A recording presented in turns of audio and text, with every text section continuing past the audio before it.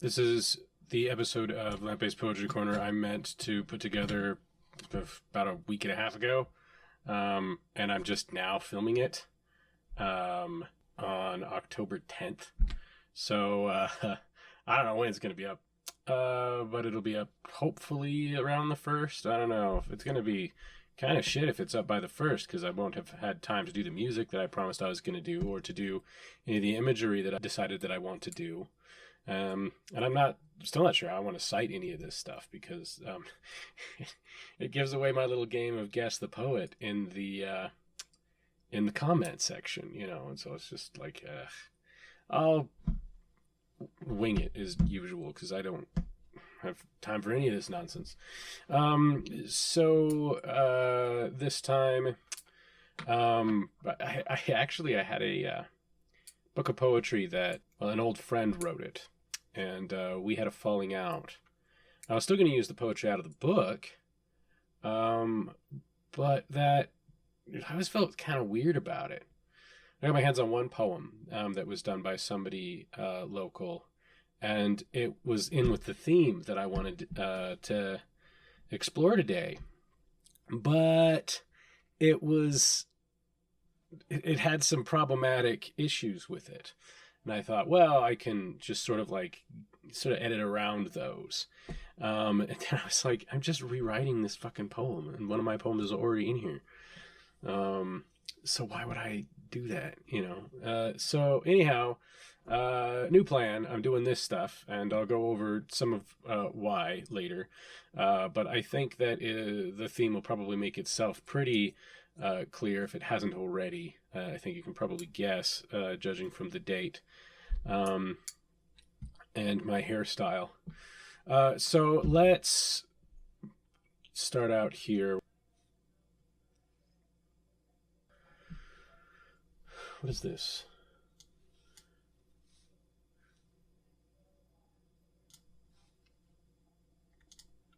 What is .NET Framework, and why is it broken?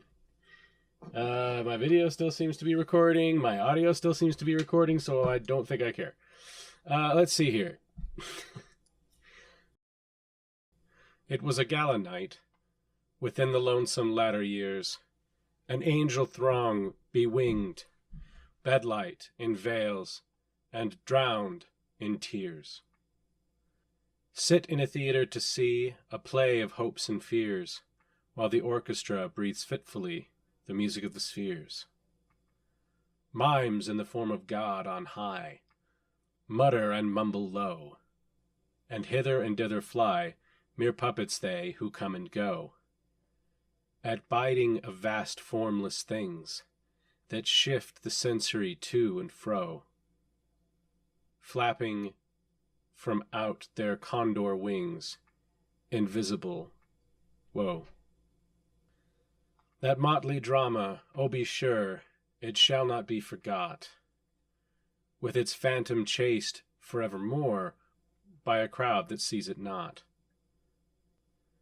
Through a circle that ever returneth in, to the self-same spot, and much of madness, and more of sin.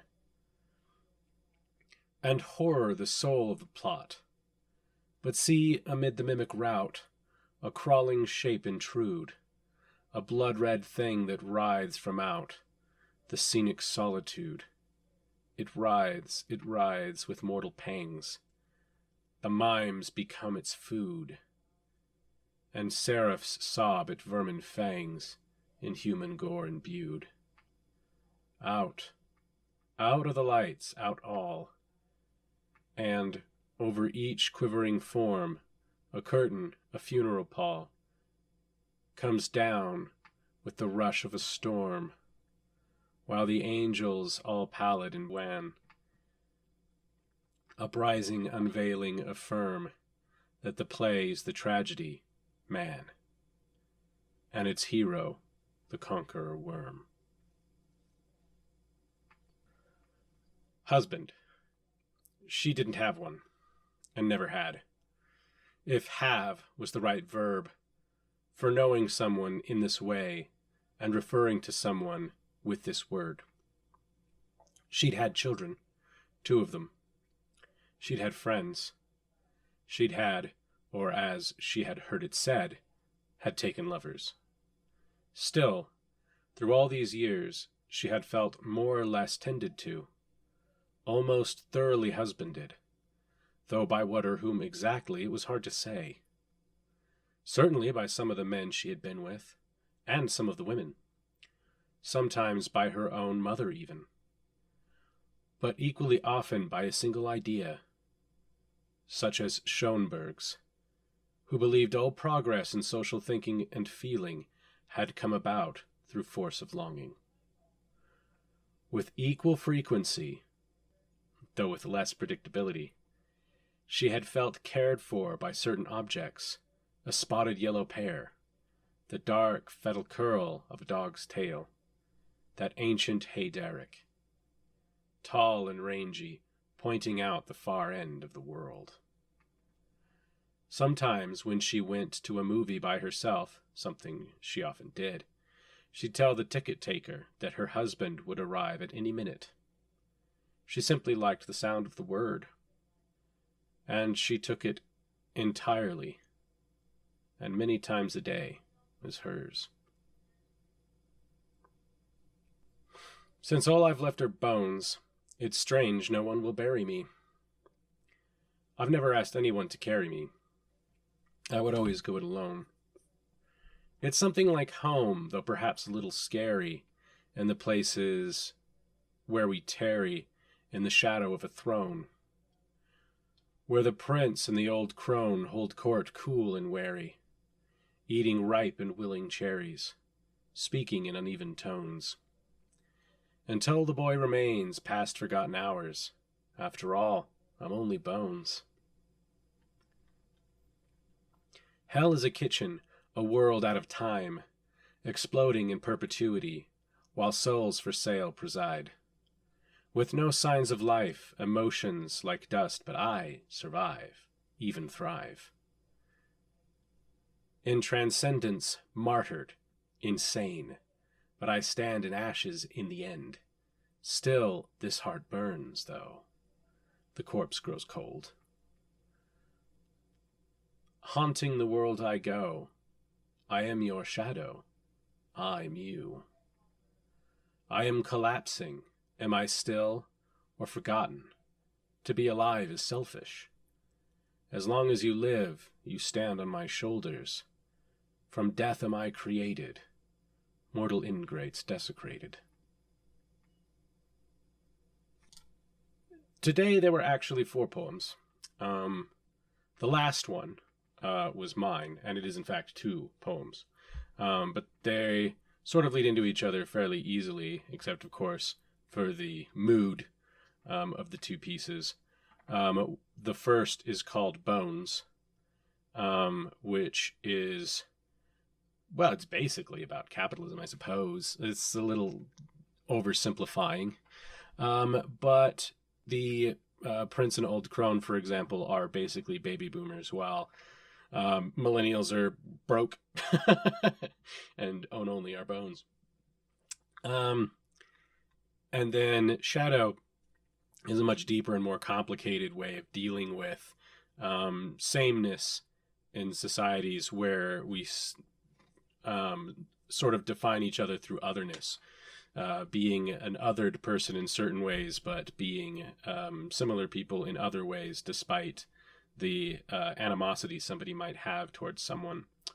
And the idea of being able to overcome heartache and suffering caused by people thinking in this way about prejudices and about sort of selective belligerence, and about how it doesn't really, matter in the end who you're trying to blame for your problems. Is really only one people, because all people are part of one whole. There's just us in the universe, really. This idea that we can compartmentalize humanity based on the things that we want to do to define us is wrong, but it's a very easy way to blame problems on other people. And once that's done to people, they can sort of overcome that, come out of it, and become stronger or better. People outside my door are shouting up and down the stairs at each other instead of having a conversation, which is ludicrous because one of them is practically deaf, so it's a complete waste of time. But my mic is picking it up. So now my gain is lower, the mic is further away, I'll have to amplify, there's a lot of extra work that has to be done. Lovely. The first poem is a work by, of course, Edgar Allan Poe, The Conquering Worm, which is about mortality and death. It is actually part of the story Ligeia, in which the titular character returns from death, but during the course of dying writes this poem about mortality. That's pretty All Hallows and everything, so that's in there. Thought that was kind of fun. And of course, a lot of the themes that are used in this go along with the themes that I was using in Bones, which is also Halloweenish, and in Shadow, which uses enough imagery about destruction, death, and returning from the grave that sort of follows in with that as well. And I was going to do the poem about a miscarriage, but I did not include that one. And instead, in order to have something localized, I found Husband by Diane Raptosh, who is the poet laureate of Boise, Idaho. And I really like this poem anyway because obviously I would. Being that I sort of reject monogamy on principle, a story about this kind of person appeals to me. And I wanted to use this one because it really grabbed me. Even though it's written in a style of prose. And so I just sort of tried to read it as though it had a rhythm to it that made sense. I'm starting to lose my hairpiece here. Anyway, this is much shorter than the others, and it's going to be cut down quite a bit. There's another poem missing, and people are slamming doors. I'm way behind schedule, and I have to figure out what the fuck this is about and why it's happening. I don't even know what application I'm supposed to immediately close. So I suppose I will thank you for your time.